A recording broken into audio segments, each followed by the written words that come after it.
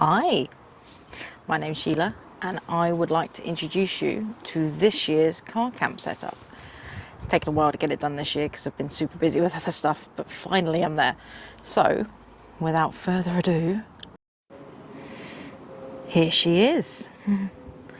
So I've made a lot of changes from last year's setup, mostly on the storage and the camp kitchen. As you can see, I've built an entirely new camp kitchen, which is mostly made of IKEA offcuts. So all of these used to be kitchen units from IKEA that have been chopped up and repurposed into a mini kitchen for another kitchen. So if we start with the kitchen, so the last one I didn't have like a specific drawer. It just had a space for a storage box to go in. But this time I've specifically made a drawer for the storage as well. So we'll start on the top, which is where the cooker is. That's all as per last year, really. And then this one is all of my storage. So that's my Ridge Monkey, my gases, and all of my cooking utensils. And I need to work out how to keep that from getting in there. To the side, I've got a little bit of storage. So I've got the fold-up kettle in there. And a little bit of block to keep it all even, because I did have a little bit of problem with the mat underneath sinking in a little bit and making it not level, but this sorts that problem out.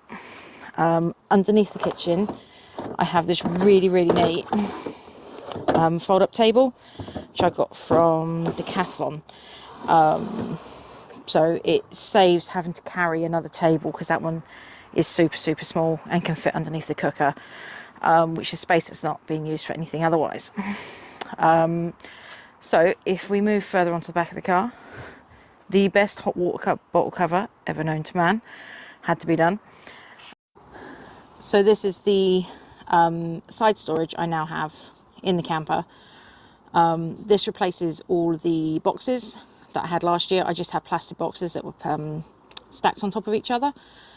It was okay, but it meant it was really difficult to get access to the boxes at the bottom, because it was always the box at the bottom that had the stuff in it. Let's just take a moment to appreciate the duck in the front window, but we'll go back to him in a minute. So this is an IKEA wall kitchen unit, which has been repurposed and has become bench storage. So that will be for all of the kind of ancillary items, so like extra gases, dry food goods, so your pastas and your tins, basically anything extra that might not have a specific place, that's the place for it. And also the top doubles as like a TV stand, and just somewhere to put stuff when you're in the car at night and watching TV and things like that. So moving around to the side of the car, this is the other side of the storage box. I need to tart this up a little bit. That's just there to actually level out the back, because the Focus has this kind of step from the back to the back seats. I have taken out the actual seat pad, so the back is just resting down onto the metal on the back, which works. It just means I need to use this to actually keep it all level, and this runs all the way across under the bed pads as well, so it keeps the bed nice and level. And I have had a spirit level on that to double check it, because last year I found that my head was actually a little bit lower, so I'd wake up at night and my head would be against the back of the seat, which was not super comfortable. So for storage of clothes and stuff, I found I took way too much last year. I didn't need to take half the stuff I did, so I've brought this small kind of like plastic set of drawers that fits perfectly, I mean literally perfectly, between the bench storage and the back of the driver's seat, so much so that it doesn't move either. But that is simply for clothing and maybe bathing stuff, towels, stuff like that.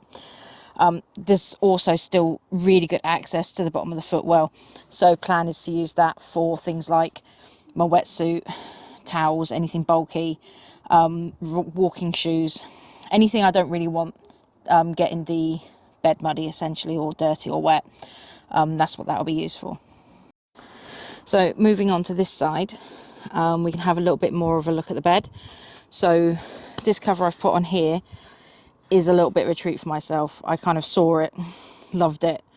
It was way more than I wanted to spend on a blanket thing, but it's really good. So it's it's from Voited, and it's got this really nice kind of Sherpa lining to it.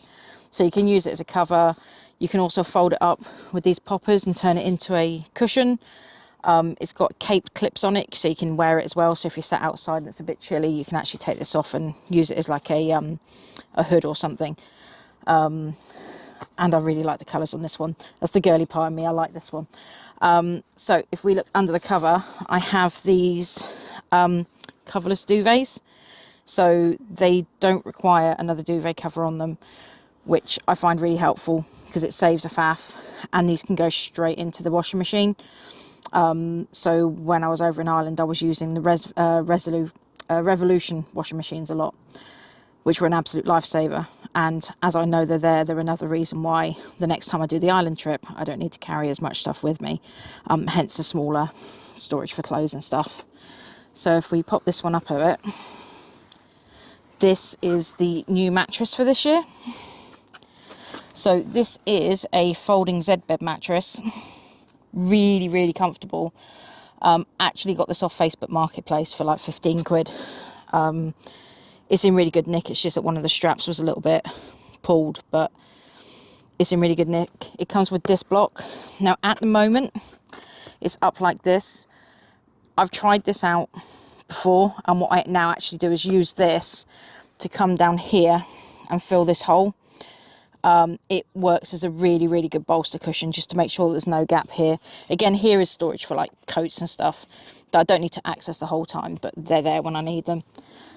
Underneath all of this, if I can actually get to it, the whole bed lies on these slats. Now, the reason I went with slats is so that I could get a good airflow to the mattress to stop any condensation getting into the mattress or into any of the bedclothes. They are actually pre-made decking slats, which are available from B&M. So not super exciting, but I'll show you anyway.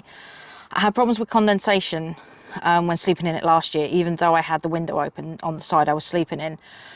So I've picked up these demystifying pads, and they're reusable. So it's not a case of use them once and chuck them out. All you need to do with these is either put them in a microwave, which is hard to come by on a camping trip, but not impossible, or put them somewhere dry. And they have a colour indicator on them, so if they're pink, you know they're moist and they need drying. If they're blue, they're good to go. And they came with this handy kind of like non-slip mat, which I'm leaving the cover on for now because I know what the cars get like in terms of dust, and I quite like to keep that there. Now, we met him earlier, but I think it's only fair to meet him again. This is Duck McDuckface. He'll be joining me on my trips. He's a new addition, but he will hopefully be coming with us on all the adventures, including Vanlife Festival, and that's his permanent place of residence for now. Now, in terms of lighting, I've once again gone with the LED strips, but the problem I had was they kept coming down. That is not going to happen this year. These strips have been put up with a staple gun and these furniture twist pins, which hold everything together. These are an absolute game changer. Basically, they're a little pin, you twist them in, and the head stays out and actually holds the stuff up where it is. These will be powered, as per last year, by a little power bank. For my main source of power, I'm going to be using the All Powers S1500, which I've not used in anger yet. I've been using their smaller one, the 300 watt version, but I'm very much looking forward to using the big one on the next trip. And that's her. So as I mentioned, she's all ready for the season. Vanlife Festival will be the first time that she's out and about. Very much looking forward to that this year.